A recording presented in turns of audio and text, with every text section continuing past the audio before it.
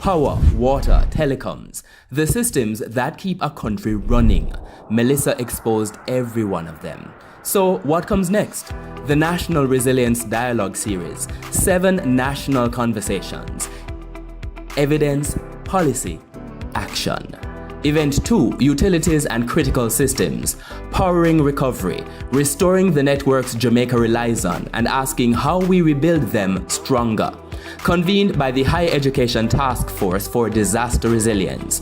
Thursday, May 21, 2026, 4 o'clock, live on these channels. See you there. This is the National Resilience Dialogue Series, a national conversation on how Jamaica rebuilds stronger. From the Higher Education Task Force for Disaster Resilience. And now, your host, Dion Jackson Miller. Okay, everybody, thank you so much for joining us. It's wonderful to have you here. This is the second in the National Dialogue Series. The first one, we had a really great discussion on housing, on rebuilding infrastructure. Make sure you check out that. You can catch it on the YouTube page as well. And today we're going to be talking about shedding light. See what I did there? On one of the most important issues after natural disaster. How do we switch back on the utilities? How do we do it faster? How do we do it more efficiently? How do we do it, of course, safely? And as well, I just want to introduce our guests for this panel. We have with us Dr. Peter Clark. He's a professional engineer in environmental engineering. He's also managing director of the Water Resources Authority. We have with us as well Ricardo Case. He's senior vice president at JPS for shared services. He's successfully led major initiatives in engineering and systems operations, and of course, a big one, emergency restoration. With us as well, Stephen Murad. He has years of experience in telecoms in the United Kingdom. He now brings that to us as a CEO of Digicel Jamaica. And Dr. Devon Gardner is a regional energy policy leader. He's an expert in renewable energies and development. He's founding partner at the Institute of Innovation and Growth. He's also president at Sunterra Energy in Barbados and the Eastern Caribbean. Look, this is no longer an academic discussion. If it ever were, those of us in the Caribbean know that for decades we have seen our utilities suffer after major disasters. As somebody who went without light for 4 months after Hurricane Gilbert, yes, back in the day, I know that for sure. And 2025, we saw Hurricane Melissa hit Jamaica, Cat 5 hurricane, something we had never seen before, and parts of Jamaica went dark. Lights went, water went, telecoms went. People didn't have phone, and we all know the kind of distress that caused. So we're looking forward to this conversation today. What happened, what has happened since, and what still needs to happen. All right. And let me start out by asking our guests to give us just a couple minutes to set the context for us and tell us what happened in their particular sector after Hurricane Melissa hit. Dr. Clark, let me start with you. Recording in progress. Well, thank you, Dion, and greetings to my fellow panelists and all the listeners and guests online. Well, as you know, first of all, I represent the Water Resources Authority, which is not a utility, different water utility and companies, not just for potable water, but also for irrigation water. So essentially what would have happened was that a lot of the systems went down for especially, I can tell you about our National Water Commission, which is the state-run organization. There are other players as well who also produce water and deliver water. But water in Jamaica is sourced from 2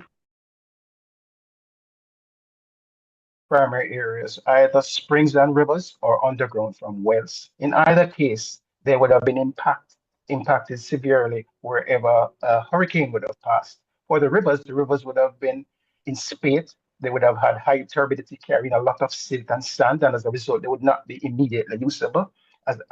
Added to that is the fact that the rivers, some of those systems that are taking waters from rivers and springs have to be pumped. And then if the power goes down, that becomes another issue for them.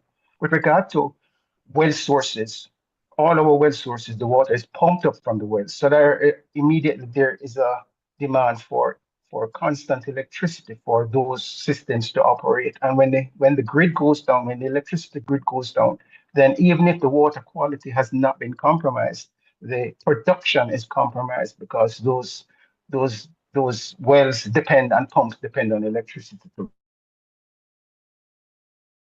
run.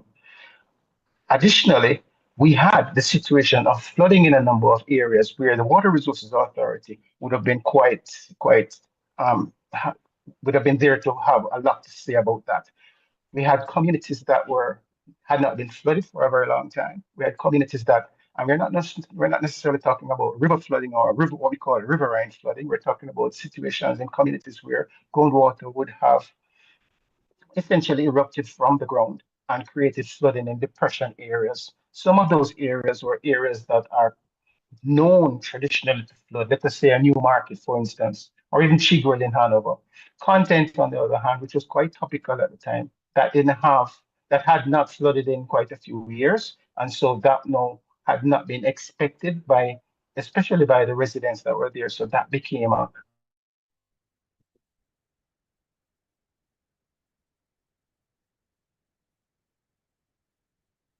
Okay, I think we're having. the important thing that we must know. All right, Dr. Clark, let me ask you to hold on. Let me ask Dr. Clark to hold on. We're having a little bit of interruption with him. And with our rivers and the 90% water is now carrying, let's say, 80% silt instead. okay. All right, thanks so much for that. And it's interesting the way you describe it, because what we're hearing there is that we didn't have water where we wanted it, which is in our pipes, and there was water where we didn't want it in terms of the flooding in the communities you speak of. And it's a natural segue to Rick Case at JPS, because I know JPS is at the center, in fact, of a lot of the utilities in terms of their dependence and their interdependence. So let me ask you, Mr. Case, in terms of what happened and where are we now? All right, thank you. And thank you to the Higher Education Task Force. I definitely want to start off by thanking the people of Jamaica. They have been very patient and gracious with us. We understand at JPS that Jamaica needs electricity to restart. And we take that very seriously in terms of our preparation. We're very intentional about it. So in terms of what actually happened, we were faced with an unprecedented hurricane. You started off by saying that in the introduction. Never before have we seen a storm like this. Typically for hurricanes of this intensity, our normal procedures would be to shut the grid down.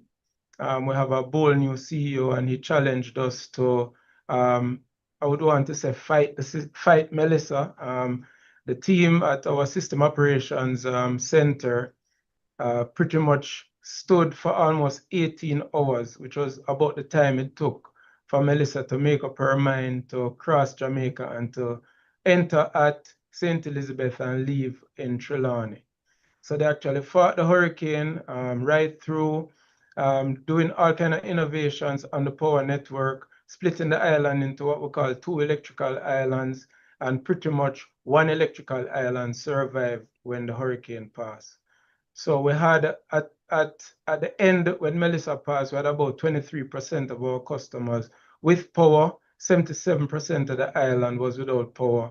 And outside of Kingston and parts of St. Andrew, everybody was without power. 1 month after, we would have restored about 80% of our customers. And right now we're at day 201. Yes, we are still restoring customers now. This morning we had just about 76 customers out of power, with about 74 of those customers in Westmoreland, and 2 customers remaining to be restored in St. Elizabeth. And I think by the end of today or by early tomorrow, we should wrap that up. We are having a whole lot of challenges in what we call the last mile now, which is really doing a whole lot of work to pick up a small number of customers. So in terms of the scale and the magnitude of Melissa's wrath on us, we had over, for example, 40,000 of our poles that were damaged during Melissa. And on a scale compared to, say, Beryl, we had just about 8,000 poles that were damaged. So when you look at just the magnitude of Melissa to Beryl and the path that it actually took, we had much more devastation. Our transmission system, which is the backbone of our grid, we had very little damage, if any, during Beryl. For Melissa, we almost 81% of our transmission lines had a fault or went out due to the winds, the strong winds, over 185 miles per hour. We even had the steel towers, which is the strongest class of hardware that we have on our transmission system, being crumpled and I would say like foil paper. That's the best way to describe it. Persons who would have lived through the storm described it to us as having a kind of cyclonic effect. So it was like a hurricane plus a tornado in one swoop, right? So very, very little, if anything, could have survived the wrath of Melissa. So just to jump quickly in terms of what we're actually doing different, we're actually putting in more resilient design. So typically for us, hold on to that. I'm going to come back to that. Very interested in that, but let me just finish going around the room. But sorry, just 2 points. One, just for accuracy, just that Melissa actually entered at New Hope in Westmoreland. Although I know we saw the pictures of Black River, so we must have thought that's where it entered, but it was New Hope in Westmoreland. And just quickly, could you just comment just before I got to the others, Rick, on how it is that JPS going down affects NWC, affects telecoms? All right, so most of those facilities, they are directly powered from the grid. So two things might affect the telecoms. One, they actually share some of our infrastructure in terms of running their wires along our poles, so that can affect the telecoms as well. But typically, once they lose power, then after a certain period of time, their backup power will be depleted, and then their systems will go down. The Water Commission is directly fed based on the size of their plants. They are directly fed from JPS. So without power, their pumps will not work. Okay, and that's a great segue now to Stephen Morad of Digicel, because again, people couldn't phone nobody. Phones were down. Mr. Morad, tell us in terms of the scale of the impact. Thanks, Dion, and thanks for the intro before. Certainly my time in the UK did never prepare me for any hurricane at all. We are definitely devoid of hurricanes, but my 11 years in the Caribbean definitely prepared me, and being in the region for so long, I've been through quite a lot of these, definitely, either here in Jamaica, Bermuda, Turks and Caicos, Dominica. We've been ravaged over the years, definitely, and I think that's part of how we're able to recover quickly as a group. So we are pretty well versed on that, because you just don't know what the impact is until day one. Until you go and assess, you've actually no idea really what you're gonna hit. So what happened, Dion? So we were about 70% of the mobile network. So that's over 600, so maybe 650 sites of the 925 were off air. 43 of those were severely damaged, so i.e. they needed fixing, rebuilding from scratch, so there's a variation between small fixes to complete rebuilds as well, so you got to think of it in that way. Radio networks, when you look at a tower, you have antennas on the tower. They're the LTE antennas that power up your mobile phone and allows you to use data. We also have the 3G radios, which allows you to use voice as well. You got a mixture of completely damaged, blown off, or moved out of alignment. You imagine an antenna and its vector, it's pointing this way for a reason, and that's moved in the wind, so all of a sudden it's not operating as it should be. But I'll just touch on, because Rick gave me a good segue. So today we rely on the commercial grid for powering our 925 sites. That is an absolute must for us as well. So continuity of power is critical. What we have for emergency measures or interim disruptions, because there could be, Rick's team, Blaine and the guys might be doing planned works. Those things happen all of the time in Jamaica. So we have generators and batteries. Batteries tend to give us about up to 6 hours of where we can keep the service going on the site. assuming all things are equal and the antennas are still on the site and the site is still up. Generators, we tend to run 3 to 4 days before it needs to be refueled. Beryl taught us if we didn't have Beryl, we would have not recovered as quick in Melissa. And that enabled us to work out how to do mass fuel distribution. So Rick talked about the 2 islands that they did, and I think they learnt this from Beryl, if memory serves me right, Rick, as well, when you split the country. We split it into 5 segments to enable us to refuel those sites quicker. Think about some of our sites, Dion. They're up mountains, they're in hills, they're in very remote areas, not easy to get to. So having smaller fuel hubs, sometimes with jerry cans, we have to quad bikes, motorbikes to get up to those sites to put fuel into those towers. So where we learned from Beryl is how to do that, and that enabled us. So all of those things that's the mobile network. Rick touched on the poles. So we predominantly use the poles for the transport network, which is the distribution network, the fiber, if I may, and that's either fiber to power the mobile site or fiber to somebody's home or a business as well. So obviously if the pole goes down, the fiber is probably most likely going to get damaged as well. So we would have seen a lot of damage on that side of the business. So mobile network about 70% off. On the fixed side, the fiber customers, about 40% of those customers offline. And it took us a rough number down to about 3 months to get all of the mobile network to enable us to service 100% of our customers again. And I use the term, and maybe we can touch on the what next in the next part of the segment, but it was about getting some semblance of service working, not how it was before the 28th of October. So we would have used untraditional methods for us, which is non-core, which would be utilizing satellite technology on the mobile towers to provide some service. That's it won't provide the service that they used to on their LTE network. That it doesn't have the same kind of capacity and throughput. So people's behavior on Netflix or TikTok that they're used to using on their phone, and they want to just carry on doing it in the same way, they're not going to get the same experience, but in an emergency situation, we have to make, strategic decisions. We have to provide technology. So we use satellite, and we also used a technology we've used for some time, which is microwave, which relies on line of sight to bounce around the sites to provide the same kind of transport network. But I think the main damage for us really is when the poles are down. That's a significant challenge, and I know we'll talk about the what next and maybe in the next segment, so I can touch on that. But certainly immediate damage. So roughly 3 months to get the mobile network operating. I reiterate, if the guys hadn't learned so much from Beryl, we'd have not recovered that network so quickly in that 3 months time. So hopefully that gives you an opening semblance of the what. Yes, certainly gives us some great context. And let me bring in Dr. Gardner now, because you're not responsible for utilities, Dr. Gardner, but as a renewable energy expert, you have expertise in an area a lot of people started to look to, because people started to say, hold on, maybe more of us need to put in the solar, how much for a solar battery? Can solar batteries replace GPS?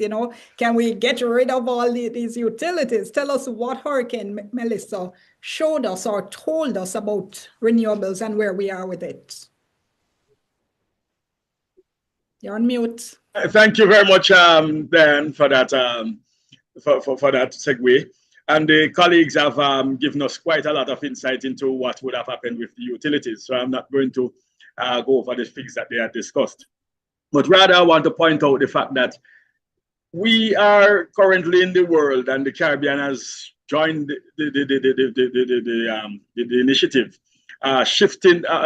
We're trying to shift to greater amounts of renewable energy use. Last week and for a while, because of the transmission lines that were down. So we need to understand from the utility side how it is that we account for the risks, the increased risks that are related to power generators that are weather dependent, and at the same time allowing us to become more exposed to these kind of extreme weather events like hurricanes. One of the things I had worked on when I was at the CARICOM headquarters and at the Caribbean Center for Renewable Energy and Energy Efficiency was something called Integrated Resource and Resilience Planning. And what that would look at was how it is that we already look at the vulnerability of the renewable resources itself and the renewable infrastructure, and how we would have built into those infrastructure some amount of fail-safe, some amount of hardening. Of course, you can't totally build fail-safe and hardening into the system, because then that becomes too expensive and consumers would not be able to afford that electricity.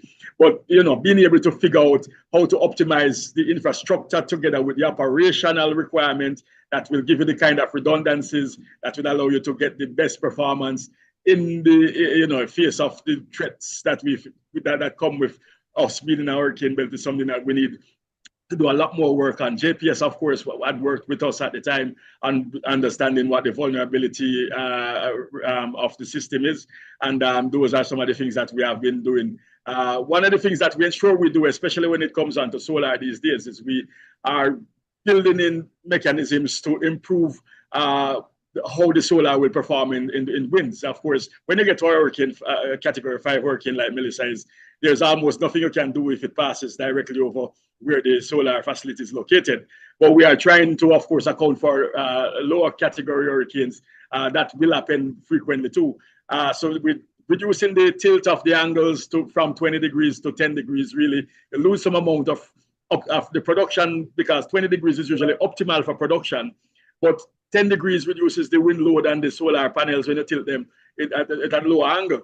And so you try to balance what would be optimal production versus what would be improved performance in the event that you have a storm or a hurricane. And these are some of the things that you're doing. We have put in place, there are certain standards now that looks at how you bolt and install racking system and how panels are installed, and to reduce what some of the issues that came about in the earlier days.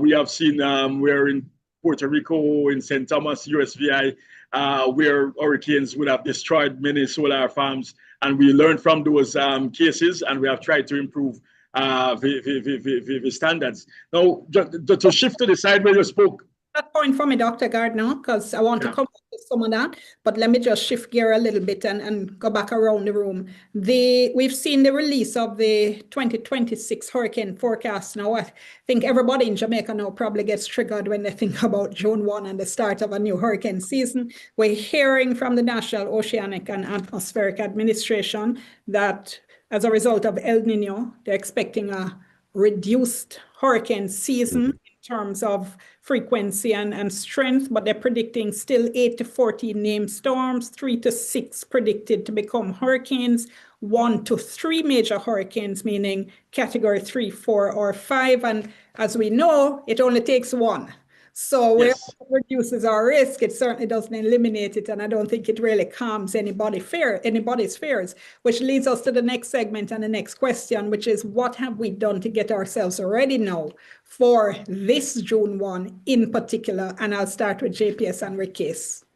All right, thank you, Diane. So one of the things that we're doing is quickly apply the lessons learned from Melissa.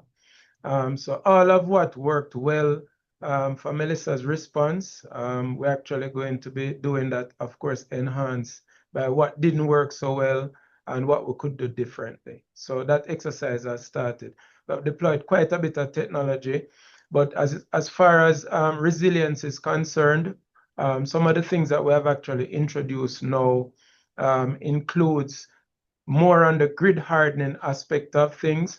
So, for example, we are using an expanded foam technology now where instead of using just the normal backfill when we plant our poles, we're now using a kind of a chemical that hardens like a concrete. And what this actually does is to prevent the uplift of the poles when they are subjected to heavy winds. We're also using, I guess you'd say, more dense poles or higher class poles where poles were before. So during the restoration now, for example, we had a class 4 pole. We actually would have been replacing that now with a class 2 pole, which is a more dense and stronger, more resilient pole in the same place. We've also, for example, redesigned our network. So one of the things that Melissa actually forced us to do was to do a rebuild in certain areas. So certain terrains where the circuit were, we actually moved them to areas which is more accessible and easier for us to service. But also in the redesign as well, we shortened the span length between the poles. So that actually reduces the mechanical swing when winds actually catch the conductors, and those things normally cause bending and breaking forces on the pole. So we have actually shortened the pole spans, right? And then we do have some circuits that are actually out as well. So we're actually using a different type of pole now instead of wood poles. We're actually, for those circuits that are out in those areas that we cannot actually relocate, we're actually using even higher class poles going up to H4, H5 poles, but we're actually using composite poles. So composite poles is a kind of hardened plastic, close to fiberglass type poles, which can actually deal more accommodating of the higher winds, but they do not break, right? So quite a few things that we're actually doing on the resilience aspect of things as we actually build out the network. As it relates to our inventory, so nothing beats the inventory, right? So we basically have developed strategic partnerships through Carelec, and Carelec is the Caribbean electric utility group, as well as some of our other partners now, to have our stock levels bumped up back. So I did mention at the start that we're actually still doing restoration. We would have significantly depleted quite a bit of our stock. So we do have some stock that is not where it is yet going into the season, but we have some arrangements now that's going to get us to the stock level and even above, so that by the time the hurricane comes, or well, God forbid it shouldn't come, but we should be ready there. And then finally now, in terms of our contract arrangements with external support, one of the things that Melissa taught us is that we cannot do it alone. We would have exhausted all the resources on the island of Jamaica, every single contractor, everybody was at work, but that still would have limited us in terms of the pace of restoration, right? We know that Jamaicans want power as fast as possible and they don't care. So we have some contracts in place for mutual aid to have persons in. We did it during Melissa, but we still have some of those contracts now will allow us to get persons in before the storm, so that immediately as the storm passes, we can press the go button and get going. So I would probably pause there, Dan, and allow the others to.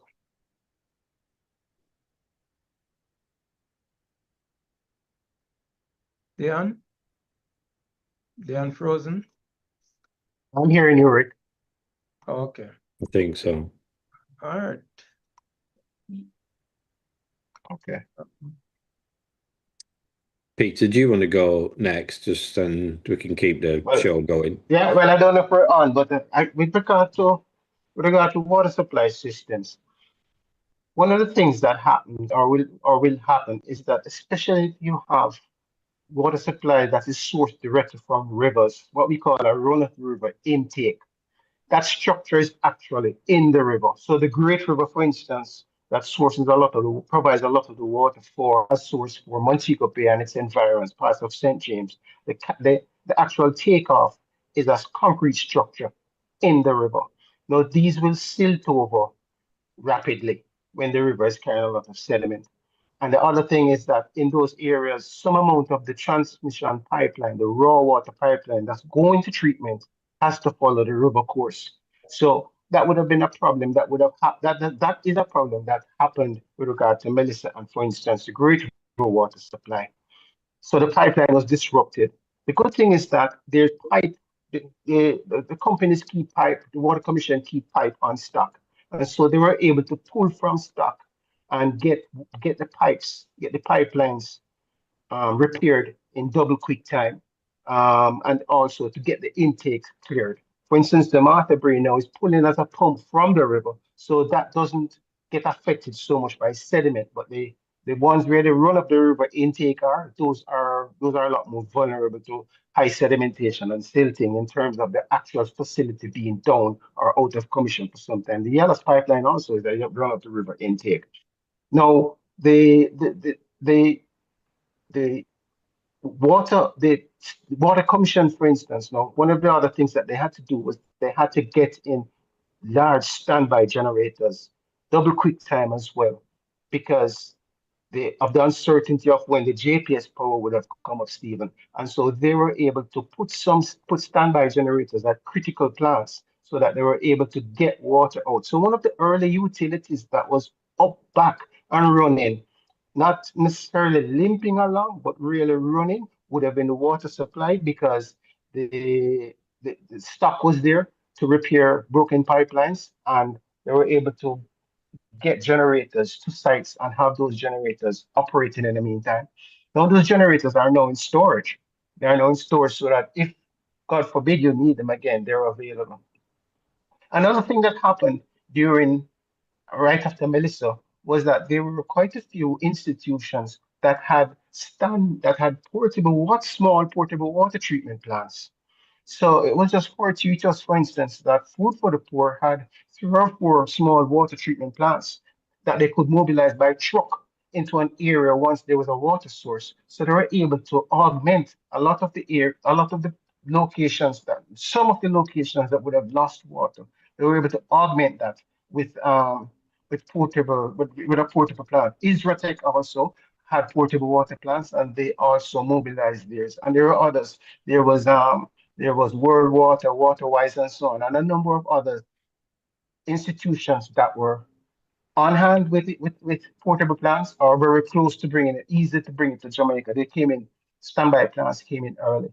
As the Water Resources Authority, who have to manage the abstraction of water, we recognize the importance, we recognize the emergency. And so we were able to advise on where to source water relative to where communities were out of water, and also the whole process. We sped the process up for getting the formal, let us say, the licensing.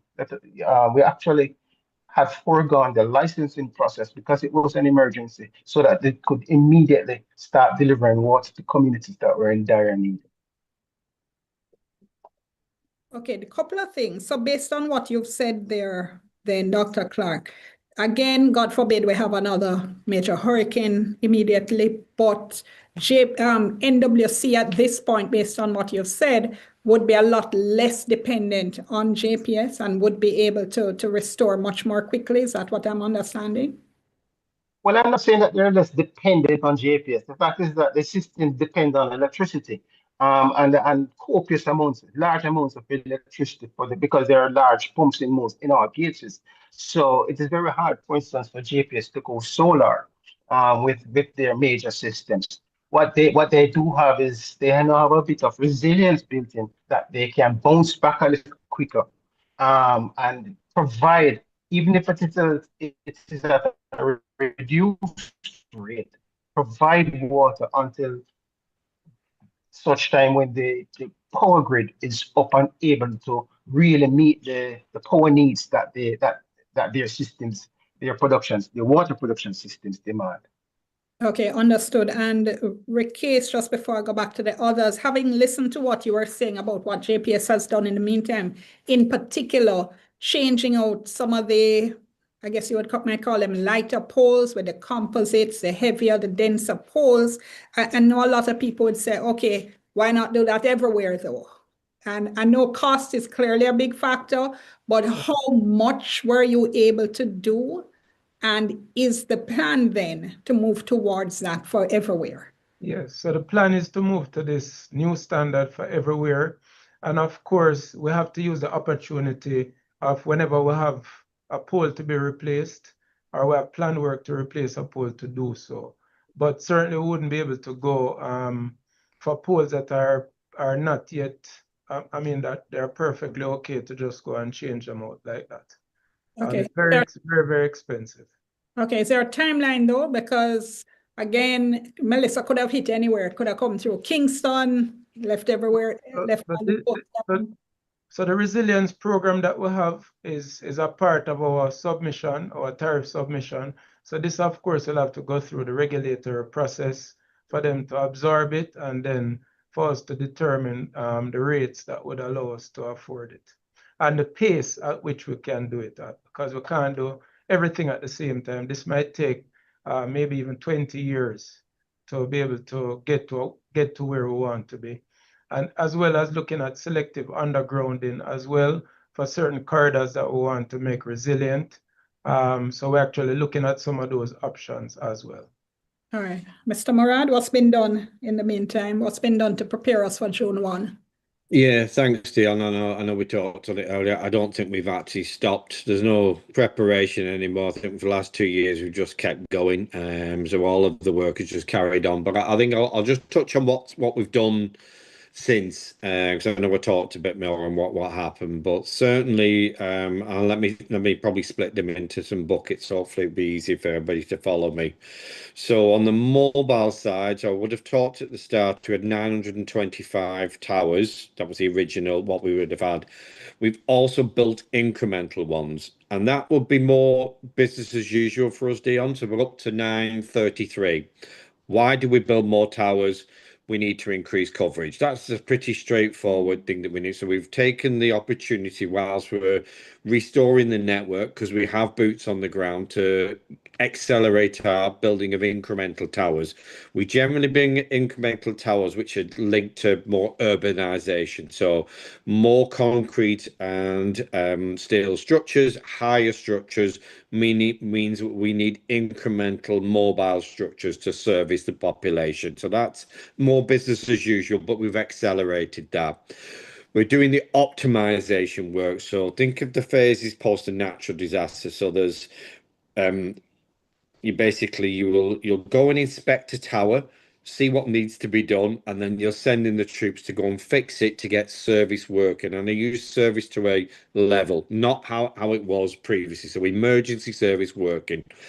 The optimization work is that final phase where we sweep every single tower, which means we need to climb every single tower to put back the antenna exactly where it was pre the 28th of October. And we have a snapshot of the network every single day, so we know where it should be. So those teams have been sweeping across the country, east to west. Why east to west? It might be obvious, but we're obviously following Rick and Blaine and the team as they restore the network across. We're following them across. We've probably still got about 4 to 6 weeks-ish worth of work of optimizing the network. Why are we behind? I know we touched on it earlier on, apologies, but the weather has really hindered. So it's not safe to climb the lattice towers, the very large towers, when the torrential rain is pouring down. So we obviously have to manage and look after our teams as well. So we're a few weeks behind, unfortunately, on it, and completing that optimization work. So think of the country just sort of going from Trelawney down through the country in a segment out to Mobay and to Negril, etc. So we're doing that sweep of the country at the moment. They were in the tower when I was in Catherine Hall in Montego Bay. They were up the top of the tower optimizing Catherine Hall's site while I was doing the inspection of where the water came in during the hurricane as well. So doing that optimization work. We're also doing, again, this might seem a little business as usual for us. So we are modernizing the radio access network, which is the antenna. So we are doing that modernization project, which is again part of our business as usual activity as demands come from, Jamaicans' search for data never goes backward. It just increases every single year on TikTok or Instagram and Netflix and all of these things. So we have to modernize the network. So we've been replacing and modernizing the radio access network as well. So that'll improve the experience. So optimize and upgrade the mobile network. Then I'll move on to more of the fixed side of the services, which does impact the mobile business. So the transport network that we touched on earlier with Rick on the poll. So we built our own fiber transport network from Kingston West. So there is a loop around the country with a diverse path as well. Every day there will be incidents. There's not one day that doesn't go by where an incident will happen on on a pole. Rick will tell you somebody will unfortunately there'll be an accident, and a pole will be taken down. One was taken down about 5 minutes ago in Montego Bay, which takes down services. Thankfully, the people are all right, and it's a whilst the car is not all right, but at least the people are all right, and that's the most important thing. But those things happen every day, Dion. So we try to put in some diversity. So if this route goes down, can it fall over to an alternative route? So we took a decision to build our own transport network ring with our partners at JPS, and thanks again to Rick and the team. They did a phenomenal job in recovering, and we worked assiduously to build that fibre ring. That's still aerial or on the pole, but then I moved to my next phase. So we've started to underground some of the core transport network. That's really important for the long-term protection. So we started 2 weeks ago to forgive the phrase, blow the fibres, where they drag the fibre in the duct on the highway. So the Jamaica South Highway has a duct there, an empty duct. So we have an agreement with the China Harbour Company, and that fibre will be under there all the way up to East Orcheria. So we'll have some level of protection underground. Today, that network is aerial. It goes around bog walk, so it's exposed. So that's a significant step, and the first step into start putting some of the core transport network underground to start a different level of protection. And then I'll probably just touch on the last piece of future protection again. So power is critical. Rick talks about it as well. So we rely on the commercial grid, we rely on generators, and we rely on lithium batteries. Every year, Dion, we incrementally swap out generators. Our generators are generally meant for coverage gaps where there might be a plan works or there's an accident or whatever happens. That might need to run for 6 hours, for argument's sake. Obviously, in Hurricane Beryl and Melissa, they've been having to run for months. So they need to be fueled every 3 to 4 days. They need to be serviced. It will break, and they need to be replaced. So we'll have to do. So we started replacing the ones that are beyond economical repair and adding incremental generators also to the sites as well. Same with the lithium batteries, Dion. We'll add incremental lithium batteries to the site, but the batteries will only cover for like 6 hours. So that's a very interim. And then the last technology, which I know you're going to hand over to Devin next with it, which is a great segue. We partnered with a company called Caban.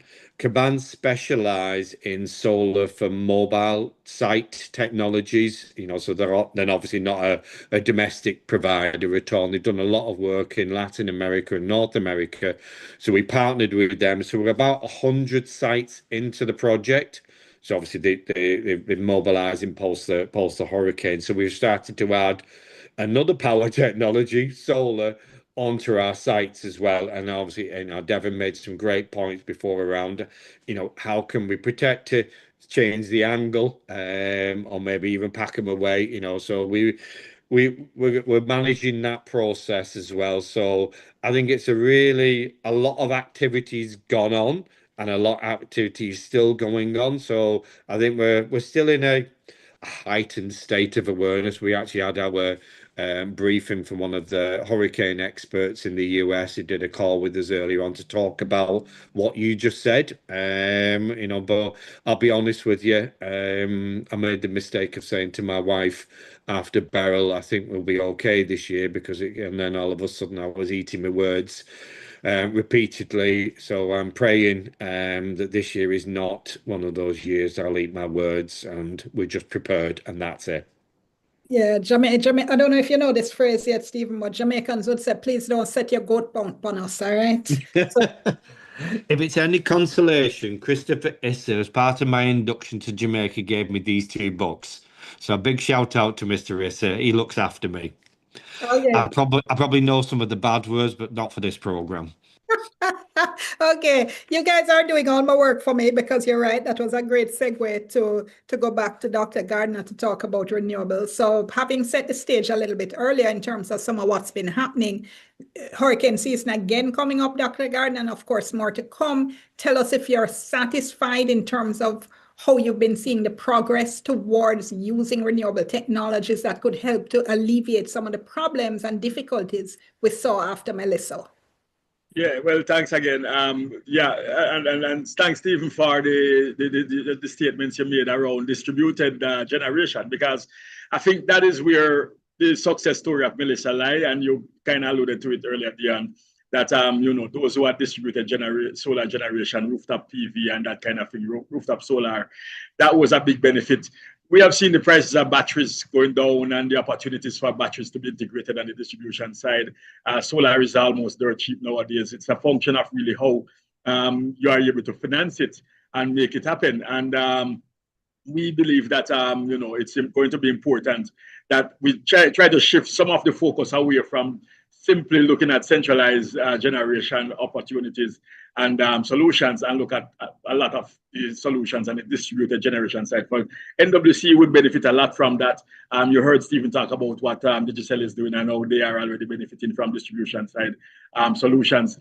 Microgrids as a case in point, solar-based microgrids with batteries and of course, diesel generators as a secondary backup is something that works. In fact, when I was working at the Caribbean, the CARICOM Secretariat, I had done a project with UWI with some grant funding where we had built a microgrid at the Discovery Bay Marine Lab, and that can operate in an islanded function or interconnected to the grid when the grid is indeed available. And that system was able to function 100% after the hurricane, even when at the times when the grid was down. So I think that while we are not yet satisfied with where we are in Jamaica with respect to how fast distributed generation is happening, a lot of it has to do with the rate at which licensing is happening, because of course there's a standard of contracts that are done by the OUR, which is slowed down significantly. And I know JPS has its own challenges in terms of making sure that the grid is able to host as much as is wanted and when required. But there's also the issue of financing and how do we financing. And one of the things we believe that can work is to reduce the competition between utility scale solar and distributed side solar by getting the utility involved in the investments on the distributed side, so that the utility is also investing in distributed microgrids, distributed solar in some of your critical infrastructure. If you're talking about microgrids in hospital and so on, there's no reason why JPS shouldn't be making some of those investments and recovering those investments through the rate system. So we have to find creative ways that we can use to be able to attract the kind of investment and the kind of entities with the skills and capabilities to deliver some of those solutions to customers, because the distribution side is really what is going to make the system really resilient. Let me jump in a little, Dr. Gardner. I want to follow up on that before you move on. First of all, explain for us a little bit more, us non-techie people, exactly what is a microgrid. Okay, so a microgrid is really a situation where you have pretty much a power generator, which can be solar, with a storage system like batteries, lithium-ion battery storage system.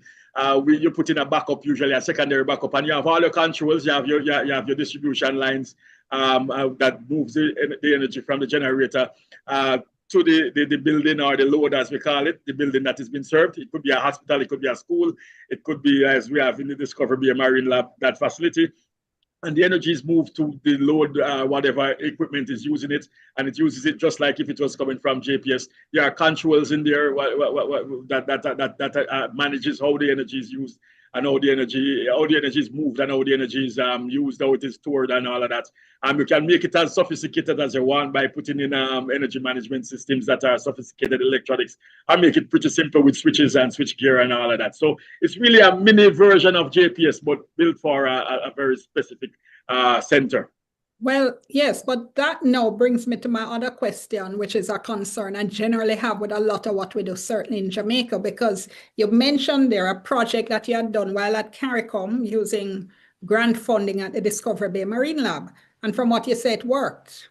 So yes, we do develop the creative solutions, but we just never seem to scale them. So is that, for instance, is that something that should be scaled? Something that could and should be scaled, yeah. Microgrids elsewhere in the country, is that something that would help in another major natural disaster? Definitely. And there are resources to do some of the scaling. I don't know, how far that more 10 million US dollars can go, but I know that there is a grant, not a grant, but there's funding from the GCF, the Green Climate Fund, through the CDB, the Caribbean Development Bank, that is available to JPS and Jamaica to do work on the distributed side in different types of projects of this nature. So, there are resources there. It's really a function of the collective coming together to determine how best to utilize those resources to bring the kinds of solution that could make the system more resilient, because there are the opportunities out there. Okay, we have a couple of questions. Somebody else wanted to come in? Yeah, I wanted to comment there because we did do first of its kind, something similar to a microgrid, where I don't know if you remember that we actually powered up Treasure Beach with a mobile generator. We powered up Darliston with a mobile generator, and we also powered up Bethel Town with a mobile generator. And these were basically off-grid solutions because the network was significantly damaged from the source to that particular point. So we put generators in there and fed up to, I think collectively, it would be close to maybe 3,000 customers between the three, what we call mini islands. So we did that during the restoration in Melissa. Okay. Speaking of microgrids. Sorry, what was that? Yeah. Yeah, I was saying, speaking of microgrids, the National Water Commission, they have been actively auditing their systems to determine where it will be opportune, where it will be good for them to go solar, for instance, so that they can have that much more resilience. And let's not forget that we have other players in the water production business. So there's the National Irrigation Commission, and they are producing irrigation water for farmers. And they already have a program of building out microgrids. It's an ongoing program. So it's not a wide scale thing that's happening right across the board, but each year or so they try, or every other year they try to bring another one of their systems onto their own microgrid so that they can be more resilient. And the other thing was, you spoke about the matter of the weather and NOAA and what was coming, what the predictions are. Now, NOAA, the Water Resources Authority and the Jamaica Met Service both are under the Ministry of Water, Environment and Climate Change. So we work very closely together. But also equally importantly, we are a part of the World Meteorological Organization. So we recognize that we have to work very closely together. Now, as we see the predictions that are going forward, while the whole matter of named storms and so on, those are based basically on wind velocity, right? But the fact is that all of the storms that are predicted to happen, the 13 or 14, they are expected to be carrying a significant amount of water. So while we consider that, 3 or 4 names, major storms, that's the wind they're talking about. But for all of them, flooding will continue to be a major issue and a major challenge for us to have to deal with. And so that is why we have to be a part of we have to, in our plans, we have to always recognize that we are highly vulnerable to flooding. And so we have to always be figuring out how to be resilient towards that. So for instance, there's flood early warning systems that we can talk about that if you have the time. But the fact is that I just wanted to be absolutely clear that even though we may, if we're so lucky that there are only 3 or 4 major storms and none of them directly hit us, these storms, when they do come, they're so huge that they're carrying so much water that the flood impact will always be a real and clear and present danger. I think that's such an important point. Thank you so much for making it. I'm going to remind you, Dr. Clark, when you talk, though, keep your hand down for me because you're blocking your face and we want to see your face when you talk, all right? Before I continue, we have a couple of questions in the chat. So before we get too removed from them, let me go to those. I think this one is for JPS. Okay, where did I go? Has a foam technology been used in storm conditions before? No, we started using them after Melissa, so it's the first time we're using them. However, outside of Jamaica, it's a proven technology, that would have been used in those type of scenarios. But for us in Jamaica, first time. Okay. And another listener is asking, another viewer is asking, is a long-term plan to have most of the lines underground, or is that not feasible? I think that's for Digicel, but I'd love JPS to take that after as well, because everybody has been asking, why when I put we line them underground? Why we still talk about pole? But let me go to Digicel first on that. Thanks, Dion. I think a great question, and certainly is an obvious question. So we've started putting some of the core transport network on the ground. My only I guess the difference, and Rick can obviously talk about power, and water in particular. So they would need to be much deeper than telecoms. Telecoms probably only needs to be maybe 6 inches underground, micro trenched, but obviously that would not be the case for certainly for power. Definitely, that would not be feasible. But my maybe a longer answer to a shorter question is, apart from yes, we would love to put more core networks underground. Is it how can we do that as a country together? Which is going to take significant investment. And I don't, I certainly, and I'm putting my Jamaican hat on, I think it'd be important for us as a country to not just put the core networks on the ground, but also to map and tag them that this is where they are, to avoid. We had an incident last week where somebody dug on the ground and unpicked all of the fiber network, because we do have some fiber networks on the ground, and it takes down essential services to significant swathes. This one took significant swathes of Kingston. So it needs to be GIS mapped, tagged. So if somebody's going to do some plan works and needs to dig somewhere, that's cool.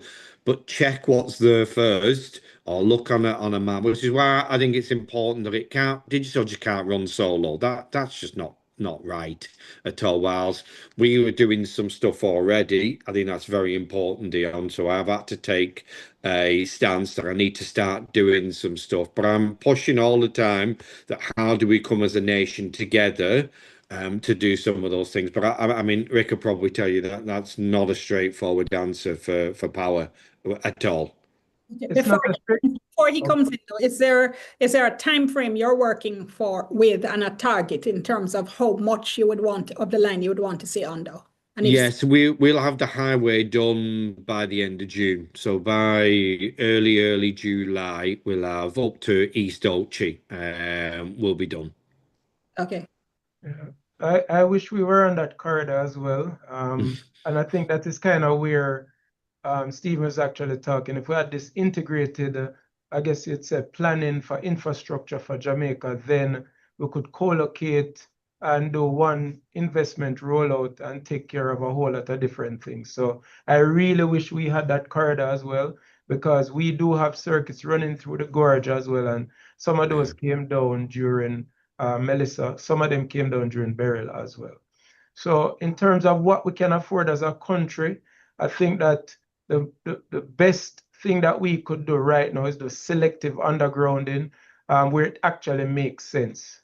But to do a wide scale undergrounding of our entire network, I just don't think it's feasible any at all. One, some of the terrain that we have here, it's not uniform, where you could say it's just one size fits all, right? Some of it is going to be much more expensive than where you'd say a viable place, like, for example, New Kingston right here, where it is easier to do, right? So it's going to be a huge, difficult, expensive, disruptive project if we're thinking of just doing it like that.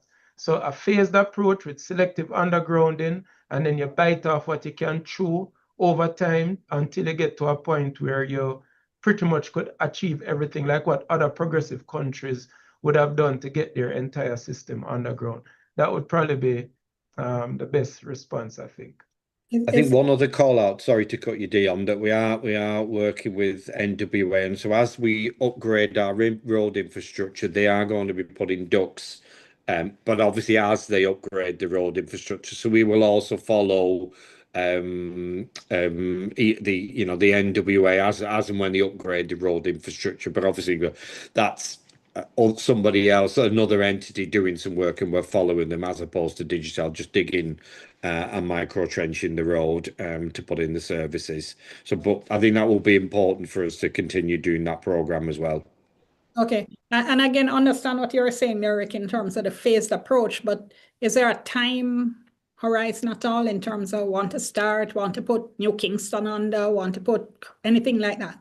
Or is it still concept? We want to start right away. I mean, our 5-year plan that we are proposing to the regulator will have some of these projects in it. And I mean, the Prime Minister, when he met with us during the restoration itself, he had asked us to look at the resilient corridor, which is the Montego Bay area, going all the way from Queens Drive along the Elegant corridor to include the airport, all of those hotels and whatnot. So we actually started looking at it. The engineering designs are, for some of them are actually in the preliminary stage. We have some preliminary numbers. So those are things that we're actually actively looking at. But to give you a time frame, it all depends on what we're allowed to do within our regulatory window. Okay, got you. All right, so let me ask this question now, especially as we talk about what else can be done. We're talking about resilience. What does resilience look like in the case of each of your sectors? So, Rick, you've been talking. Let me ask you, we keep hearing about resilient grid. Following Hurricane Melissa, what should that look like, or what could that look like?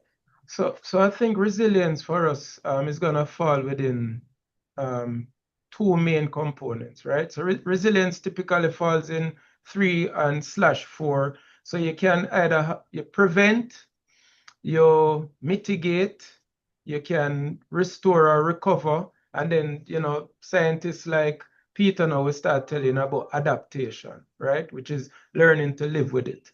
So for us, what we're actually looking at is how we can actually, how do we recover faster? Because we know that these are eventualities. The scale and the size and the strength intensity of these hurricanes are much stronger. They come in with much more water. So how it is that we can recover? So one, the technologies that we're actually deploying now will allow us to break up our grid and restore sections of our grid much faster. So our telecoms network to give us visibility into the network, our redesign of our power grid itself to give us more pathways to the customer is another way that we're actually looking at it. Or what they used to call a smart grid type of infrastructure to allow the grid to do some amount of self-healing. The poles and all of those more resilient structures that I spoke about will help you on the prevent side, but it will not necessarily save you in a situation like Hurricane Melissa. So you want to ensure that you have your stock levels. You want to ensure that you have good contractors. So we're trying to increase the cohort of contractors here in Jamaica with specialized equipment that can get in to basically restore the sections in a faster time. And of course, nothing beyond beats boots on the ground. So you have to have the situation now where you can actually have workers coming in or workers staged here before, so that you have a whole lot of folks, depending on the scale and the size of the hurricane, to respond fast. So how quickly you can assess, how quickly you can respond, and how quickly you can actually restore power is where I think it is. So prevent and restore. We're not yet at the adaptation part. The scientists will be able to tell you how we can actually redesign the grid to coexist with a hurricane. I don't think we're there yet. Right. Dr. Gardner, what should resilience look like?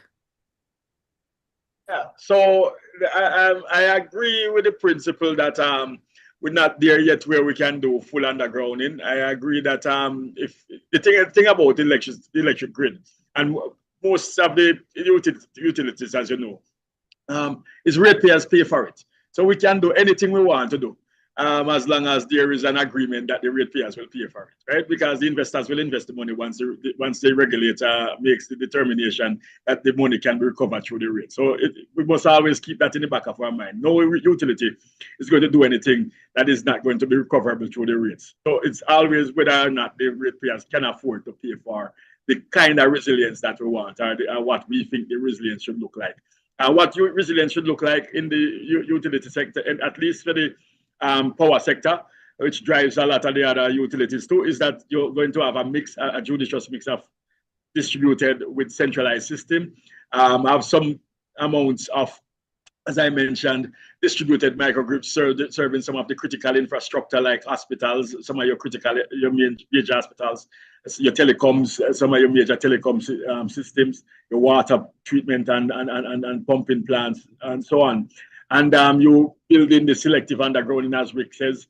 And the ICT infrastructure is going to be the most critical piece of a resilient future in terms of a power system, being able to have the kind of ICT overlay that allows the system to be able to identify faults and isolate faults and be able to reroute power from point A to point B in a network which has reduced numbers of reduced single failure points. That's what resilience is going to look at. And then in terms of the transport sector, which is something that we haven't spoken about, the power sector is going to be able to support transport because of the integration between electricity and transport through electric vehicles. And that's something that we need to try to figure out how we can build in some of that available opportunity for including transport or piggybacking from the technologies that integrate electricity with transport. What is the one last point I'll make is that the energy security issues that are stemming from the wars, especially in the Middle East now, is something that is helpful to what we are trying to do with resilience, because it's driving a lot of conversation as it pushes oil prices up towards how it is that we can accelerate some of these solutions so we can shift away from the types of dependencies that we have on the conventional or traditional systems. And so it gives us an opportunity to build in some of those resiliences one time. Thanks. Okay.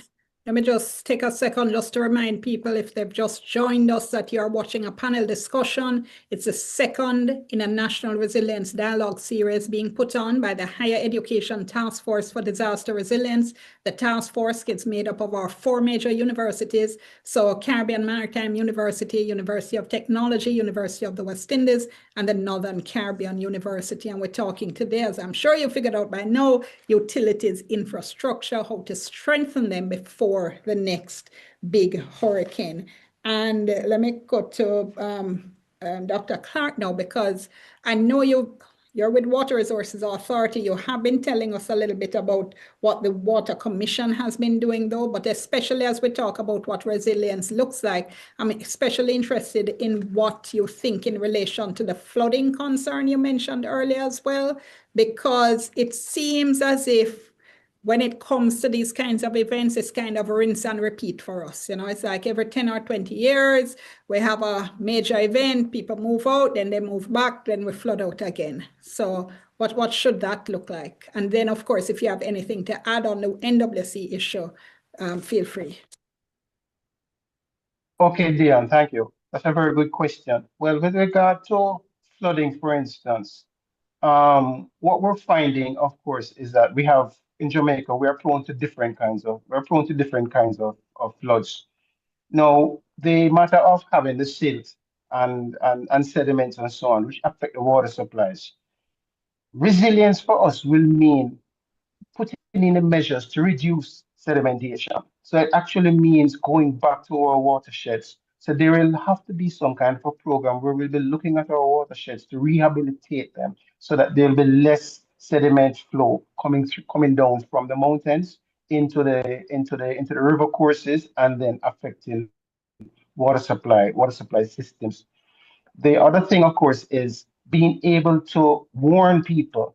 So while we're not talking about resilience in terms of that, no, we also need to protect people. And the fact is that there are flood warning systems, a few flood warning systems across the island, and they work very well. So for instance, the Bogwalk Gorge, that is a flood early warning system that is triggered by the Water Resources Authority, where when our equipment detects that there is the potential of flooding and for the Rio Cobra to overtop Flatbridge, for instance, then the signal is sent out and it's as a trigger and it goes to ODPEM, and then ODPEM moves it on to the police and to the National Works Agency who own the road, and it moves on to the police and gates are closed.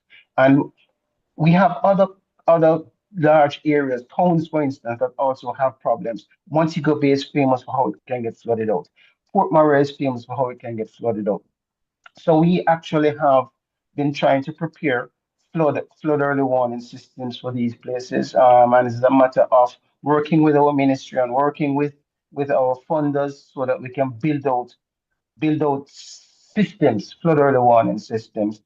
On the other side, um, the the rivers that we're talking about, they're absolutely critical, of course. Um, the pumps for the wells, on the other hand, especially those now, the resilience for the water supply systems will mean putting in as much systems in place that will be using solar power, for instance, so that we can not depend so much on a main grid, or at least have the standby of the even if we do need the main grid, that there is some amount of augmenting, a significant amount of augmenting of the water of the power supply with alternative measures. So those are the things that we have to be looking at going forward. Okay, and Mr. Moran, for Digicel, what does resilience look like? I'll just go into two simple terms, Dion. So I think I use the word hardening. So that's about the here and now. So what have we been doing? All the things that I touched on is about hardening or some or protection, so certainly that resilience piece, definitely. So underground in the core network, we can do incremental generators, batteries is also critical in that hardening. Solar to the sites also as well. Fiber ring around the island with the diverse paths. So they are classes at the hardening pieces which we've been doing. But then I think the resilience piece, and I think Rick touched on this, so thanks, it was a good segue for me, is the people side of it. I couldn't be more proud of the work that my Jamaican team, I'm Bjorn, who's our CTIO, and the team that we have here. We're 1,000 strong workforce, and we have some amazing partners like JPS, Connex, Sectavo, some great fuel distributors as well, like your Petcoms, your Rubis, Petrojam, Johnson's, all of those partners that we have here on island. So we have a huge team, direct and indirect team, and I think they never cease to amaze me, and certainly the rate of recovery to get services working again after one of the most devastating impacts as a country shows the strength and the passion of my Jamaican team and how impressed I am with them every single day and the work that they did. People might not necessarily know. Rick would tell you. So 5:30 a.m. every single morning, we had a war room with JPS to map out where they're going, and we would follow them all the way around because that pole infrastructure recovery is critical for what we're doing, and that partnership, was critical for that recovery. So I think the people also as well. So a huge thank you also to the Jamaican public, because I know in this modern day and age, not many people are very patient these days. They just want everything to work and they don't care how it works, but we just want it to work. And certainly in my game, they want their mobile phone to work for their pleasure just as much as their income and their business as well, and just demand it works every single day. And I don't take my job lightly. I know the job that I need to do. I don't sleep. All I think about every single day is how do I make it work better for our customers. So that were my two pieces, Dion, on resilience for us. Okay, I love you bigging up your team like that. I mean, I'm sure they appreciate it. Here's a question before I continue, and I want to ask about what next we need to do and where we're going from here. But here's a question from a viewer who says, let me see, a couple of questions, in fact. All right, can the transition to renewables be viewed as a resilient strategy, particularly by decentralizing down to impact previously identified vulnerable communities, and asking whether or not this could be seen as an adaptation strategy? Dr. Gardner, I guess that's you. Yeah, yes, and in fact, that's what the integrated resilience and resource and resilience plan is supposed to do. It's supposed to allow you to be able to identify all different players, not just the utilities, but even the customers and prosumers, those who are customers producing power in their facilities, who will become part of a unified network. Because these days, everybody really is integrated into a single network where there's bidirectional flow of power. So the resilience strategy is one that includes customer integrated into the system from the distribution side, along with those who are on the utility side, generating from the independent power producers, as well as the utility itself, who is managing their way in between. So really, resilience and the resilience feature is one that should be as flexible as possible. And look, and that flexibility will include how it is we are able to integrate as many players as possible into the network in a way that allows different options and scenarios to play out based on what's available at a point in time. Okay, don't know if anybody wanted to jump in, please do. If not, let me just... Diana, I probably just want to say something on the renewables, right? So our lesson from Melissa was that the renewables are not there when you need them, right? So going into the storm, the procedures would require for the renewables to shut down and secure. And then even sometimes days and weeks after the storm, they might not necessarily have been restored. So if we're thinking about the core resilience of being able to restore a grid, and a grid for us is everything from the generator to include the transmission system, the distribution system, all the way down to the customer, right? The reliance on renewables in that particular storm scenario does not necessarily help you in a big way, right? However, resilience at the point of the customer itself, and oftentimes when folks talk about putting in the solar systems and whatnot, it really is at the point at the customer itself to make that customer self-sufficient. So resilience from a self-sufficiency perspective works for that customer, but from a grid perspective, to transport and move power across the network, it will be situational depending on how the grid is configured and whatnot. But to rely on it, I'm not there yet. Okay, all right. And One of the things also, Dion, is that, as I told you, the Water Resources Authority works very closely with the Jamaica Met Service. And so we have monitoring systems and monitoring stations across the island. We're monitoring rivers, river flow, river heights and depths and so on, and also groundwater depths. Of course, the Met Service is monitoring, rain and wind and so on. And we do have also rain gauges. And some of our monitoring systems are operating on a real-time basis. The information that's what's happening with our report is coming into the office at the same time that is happening out in the field. Or maybe a 5 minutes, but for all intents and purposes, that's real time.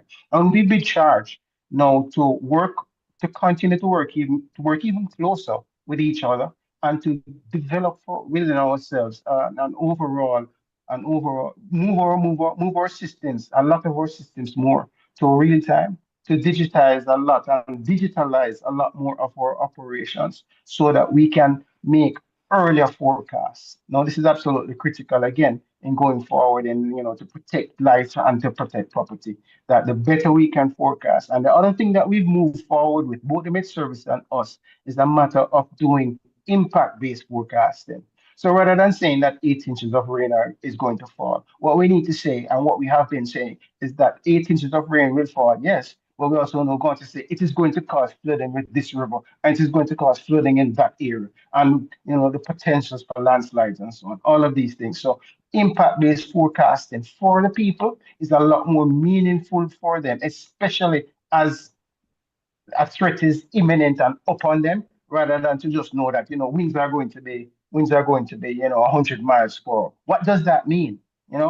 Rain is going to be 12 inches of rain in 2 hours. What does that mean? What will be the impact? That's very important, and that's how we move forward. Okay, we only have 10 minutes to wrap. So we are talking about looking forward, but this viewer question, I think, is a great way to take us into that final segment. This viewer said, in light of both Beryl and Melissa, what would you say is the single biggest weakness in your sector's infrastructure that remains unresolved, and what specific actions are required to address that weakness? And let's start with JPS. All right, so I think the single biggest weakness for us has very little to do with the infrastructure. I think it has to do with the affordability. As Devon had said, we can pretty much design anything that we want to, but can we really afford it? And as a country, when you look at, for example, a hurricane, how it can wipe out the entire GDP of a particular country. So it's almost like if it's a damned if you do, damned if you don't type of scenario. But it's always one that is heavy to make in terms of the type of investments for resilience, who pays for it, and all of those things. But I think for us, cost recovery is one of the biggest challenges in our particular sector, and having the type of funds available to do the preparation. Some of the things that we're actually looking at now for our recovery includes the parametric insurance facility that is available. Those things will actually help us to at least have some quick cash for part of the recovery. So we're evaluating a few proposals now, and more to come on that. But I think the biggest part in our industry is just the massive cost that comes with devastation and the damned if you do, damned if you don't type of scenario. Let me just ask you very quickly, because as I said, we're fast running out of time. We know we had heard that the JPS grid had been designed for Cat 3. Yes. Is that where we are? And if so, are there plans to move to Cat 5 readiness? And Right. if so, Thank you, Dion. So those investments that I spoke about, including using the larger class poles and those things, they are moving us up to a Cat 4. Some of the selective undergrounding, of course, will naturally move us to a Cat 5. But our goal right now is to try to move to the midpoint of a Cat 4 with some of the investments that we're making. The longer term investments in terms of what we're proposing to the regulator now will basically take us on a program of work to keep us there. Beyond that, it's going to require a different conversation and something that we're looking forward to having. okay. For you, Stephen? Yeah, so It's left unresolved and how to resolve it. yeah, I know the question is probably more pointed, Dion, to the hurricane and the let's say the above ground natural disasters. So certainly I think I know that the question was probably more pointed to the underground conversation that we had previously, but I think a bigger risk at the moment, and I know I sort of alluded to, is significant urbanization planning. And to have the telco fixed services as part of the planning infrastructure as we change our urbanization. I guess it was maybe a month or so they talked about moving Black River inland. So what does that look like? Where will the housing developments be? Do I have a tower there today that will support them? If not, where are they going to go? How do we design a network? What happens as when you drive around Kingston, or the surrounding areas, you see more high-rise building. There's no part of the planning process for those that goes, well, where would the network infrastructure go? It's not there at all whatsoever. So that is probably a bigger answer. I know that was not really the question that was being asked, but they are significant things that need to be. Goes back to my point of having a national infrastructure sharing agreement policy process mapped out as and when we move communities, or we build more high-rise buildings to manage more modern population that want more apartment style living than single dwelling. Well, if all of a sudden in that square foot now is 500 people living, and there might have previously been one family living in that, I have to redesign the network in a very different way because of that square footage demand of the pipe, if I can use the word pipe, the internet pipe is very different, and that's significant changes and cost, which will be unbudgeted. So that's probably a bigger challenge that we have as a country of those next leaps forward. You know, places like Singapore, it's core to the urbanization planning. You know, all of the utilities are critical in that urbanization planning, and even before approval's given as well. You're on mute, Dion. It sounds as if a big part of your answer is the need for this infrastructure sharing policy that you spoke of. I know you mentioned it a little bit earlier, but as we're recapping, just tell us very briefly or remind us where it is and what needs to happen next for this to come into being. Yeah, thanks, Dion. So I know that the IFC have been doing some work on behalf of the government in a consultative phase, and they've had feedback from all of the utility companies. So they are looking at how they can advise and build in essence, what I'm talking about. You know, from the GIS mapping, where are they? Whether they're on the pole, they're on the ground. So we avoid the challenges that we have, you know, but what does that look like for areas that are underserved? You know, I'm talking as if I'm only talking about served communities, but there are underserved communities also as well. So how can we map that out as a national scheme? And that's not just about broadband, you know, it's about everything. And then that's critical because, you know, we really need to send ourselves on another level as a country, and I'll be very happy when those things get over the line as well. Are you Peter Clark? I'm not sure that I can say that there's a single thing. For instance, Stephen has spoken about the urbanization and the demands that urban growth and urban expansion brings, and of course the challenge of providing water into that space is real. Yes, for instance, for Kingston, let us use something that most of us are aware of. You know, the Kingston has depended on the Hermitage Dam and the Mona Reservoir for a number of years. Next year, the Hermitage Dam is 100 years old. And then we had the Yallas pipeline coming on. There's the program now to build another dam at Hermitage, for instance. So that will be a part of the overall improvement of water supply in the Kingston metropolitan area, in that urban space, and of course bringing water in from content. On the other side, in terms of a single issue, again, and I can speak for the National Water Commission because it's something that is absolutely clear. Right now, they are the largest customer of the Jamaica Public Service. So their one big problem is their dependence on electricity, large amounts of electricity to keep their systems running. So that is a challenge that they will have to look into and see how they can get over that hurdle very quickly. And for us, at the Water Resources Authority, you know, our issue is being able to bring our readings and our measurements into real time, and to make our forecasting and make our analysis be able to happen quicker. Okay, and Dr. Devon Gardner, you get the final word.